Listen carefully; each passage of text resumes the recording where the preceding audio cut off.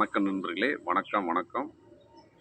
இன்னைக்கு நம்ம வீடியோவில் எதை பற்றி நம்ம பேச போகிறோம்னா, தொடர்ந்து பாருங்கள். டிவிகே அரசு அரசு ஆட்சி நிர்வாகம் இப்போது நடந்து கொண்டு இருக்கிறது மக்களே.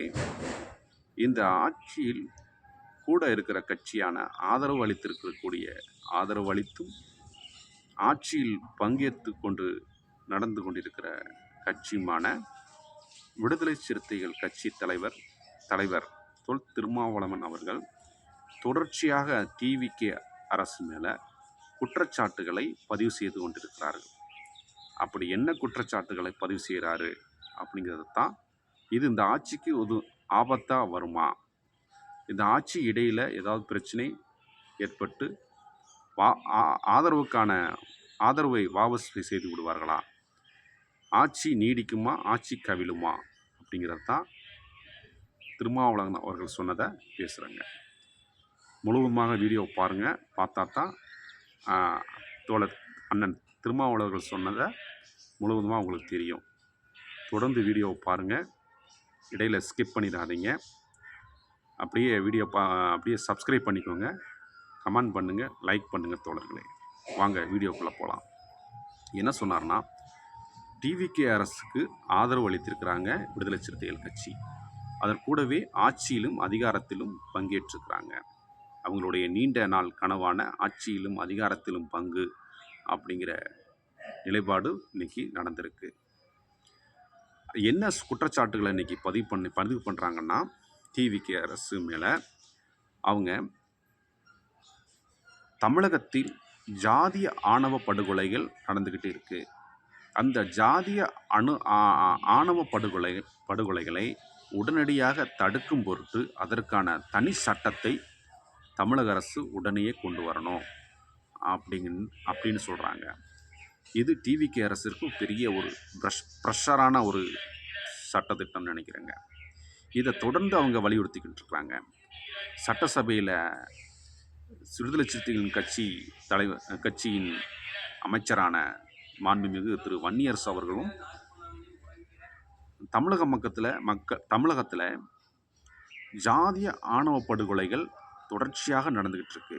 இதை தடுப்பதற்கு உடனடியாக தமிழக அரசு சட்டசபை கூட்டத்தொடரிலேயே உடனடியாக சட்டம் நிறைவேற்ற வேண்டும். ஜாதிய ஆணவ படுகொலைகளை தடுக்கும் பொருட்டு தனிச்சட்டம் உருவாக்க வேண்டும் அப்படின்னு தொடர்ந்து அவங்க வலியுறுத்தி கொண்டிருக்கிறார்கள் மக்களே. அடுத்தபடி என்ன சொன்னாங்கன்னா, டிவிகே அரசு கொண்டு வந்த அவங்க தேர்தல் அறிக்கையில் சொன்ன தாய்மாமன் தங்க மோதிர திட்டம், இந்த திட்டத்தை கடந்த 2-3 நாட்களுக்கு முன்னாடி தமிழக அரசு அறிவித்தார்கள். அந்த தாய்மாமன் தங்க மோதிர திட்டத்தை டிவிகே அரசு மறுபரிசீலனை செய்ய வேண்டும் அப்படின்னு பெரிய ஒரு ட்விஸ்ட் சொல்லியிருக்கிறாங்க. பெரிய ஒரு எதிர்ப்பான குற்றச்சாட்டாக பார்க்கப்படுகிறது. ஏனென்றால் தாய்மாமன் தங்க மோதிர திட்டம் என்பது டிவிகே அரசு சொன்ன தேர்தல் அறிக்கையில் சொன்ன அவங்களுடைய கோரிக்கைங்க. அதாவது தேர்தல் அறிக்கையில் வெளிப்படுத்தின ஒரு பிரதான கோரிக்கையாக பார்க்கப்படுகிறது மக்களே. அந்த பிரதான கோரிக்கையவே விடுதலை சிறுத்தைகள் தோழமை கட்சியான விடுதலை சிறுத்தைகள் கட்சி அந்த திட்டத்தை நீங்கள் மறுபரிசீலனை செய்ய வேண்டும்.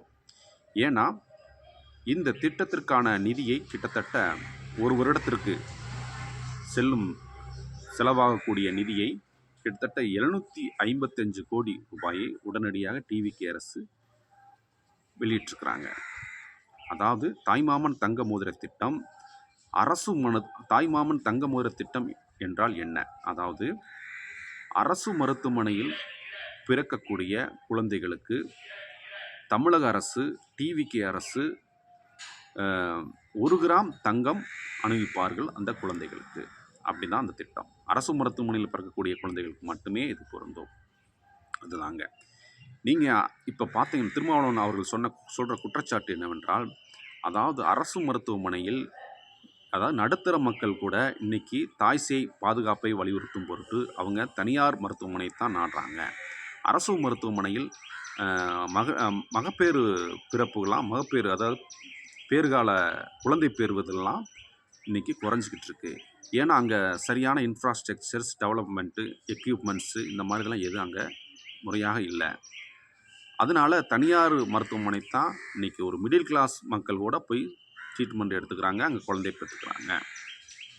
அதனால் அதுக்கு செலவிடக்கூடிய தொகையான 755 கோடி ரூபாயை நீங்கள் அரசு மருத்துவமனை, குறிப்பாக மகப்பேறு நிலையங்களை நீங்கள் புதுப்பிக்க வேண்டும்.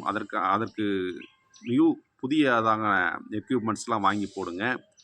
மருத்துவ பணியாளர்களை நியமிங்க, டாக்டர்ஸுகளை நியமித்து நீங்கள் முறையாக செஞ்சிங்கன்னா தனியாரில் போய் ட்ரீட்மெண்ட் எடுக்கிறாங்களே, அதனுடைய தனியார் மருத்துவமனைக்கு ஏழை எளிய மக்கள்லாம் இன்றைக்கி தாய் சேய் பாதுகாப்பை வலியுறுத்தி அங்கே போகிறாங்க.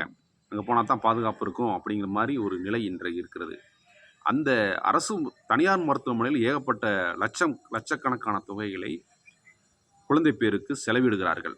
நீங்கள் இந்த தொகை 755 கோடியை அரசு மருத்துவமனை டெவலப்மெண்ட்டுக்கு நீங்கள் பயன்படுத்தினீங்கன்னா ஏழை எளிய மக்கள்லாம் அரசு மருத்துவமனை நோக்கி வருவார்கள். அப்பொழுது அவங்களுக்கு நிறையா மிச்சமாகும், செலவு மிச்சமாகும்.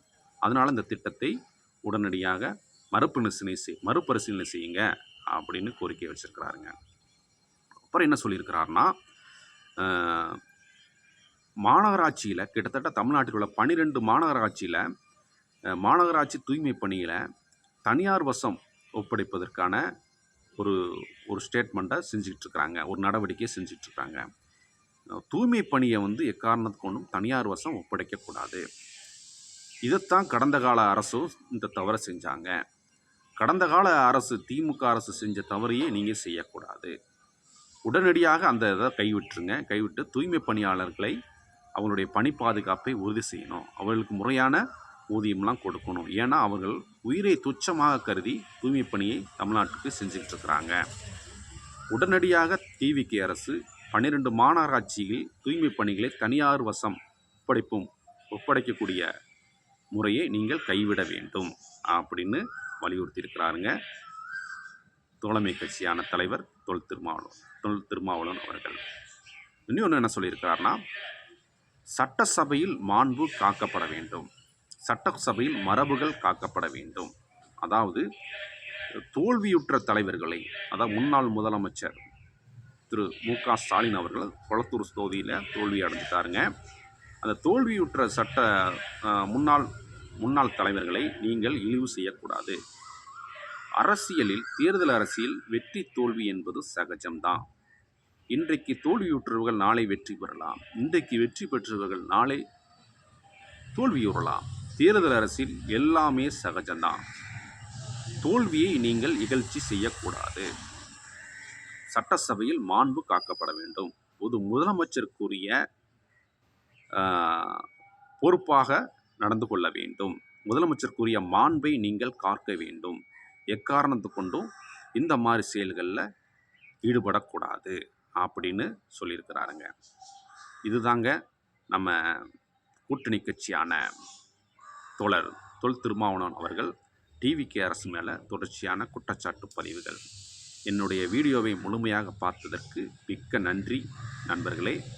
அப்படியே சப்ஸ்கிரைப் பண்ணுங்கள், லைக் பண்ணுங்கள் தோழர்களே. மீண்டும் நாம் ஒரு அருமையான வீடியோவில் சந்திப்போம். அதுவரை உங்களிடமிருந்து விடைபெறுகிறேன். நன்றி, வணக்கம் தோழர்களே. வணக்கம்.